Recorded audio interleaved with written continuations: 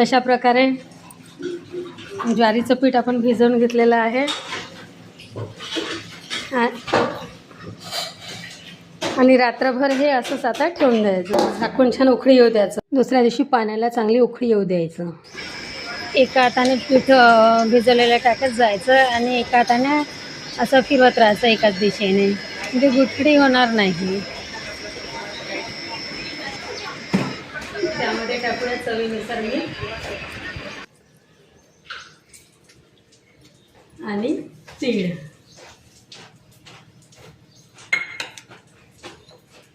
थोडा ओवा.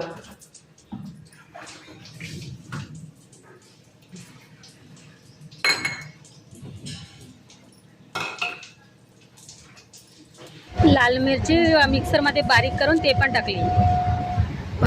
पापडाचं सारण पातळ असल्यामुळे ते एक चमच टाकल्यानंतर असं टच केल्यानंतर गोल होऊन जातो आणि सारण जर घट्ट असेल तर तो पसरवत राहावं लागतो आणि पातळ सारण तर पापडही पातळ होतात छान. अशा प्रकारे आम्ही हे पापड सर्व करून घेतले आणि सारण हे छान शिजू द्यावं लागतं. छान शिजल्यानंतर तुकडे पडत नाही आणि पापड छान निघतो. आपण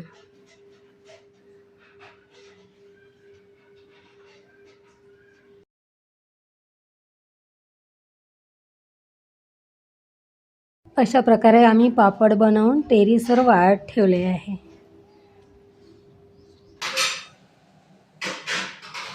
पापड वाढत आहे तारावर, थोडेसे सुकल्यानंतर तारावर आम्ही ठेवून दिले असे. आणि हे काही पापड काढले.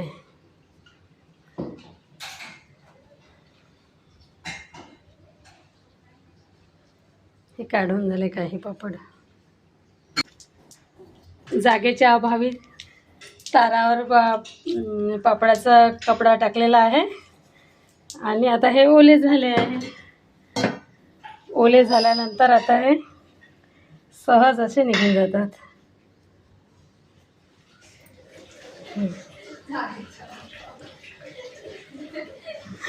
इकडे म्हटलेले शब्द जेवढे आज आम्ही तर लाईव्ह पाहतात, बाकी त्याला तेवढे जागेच्या अभावी पहा किती सहज निघते.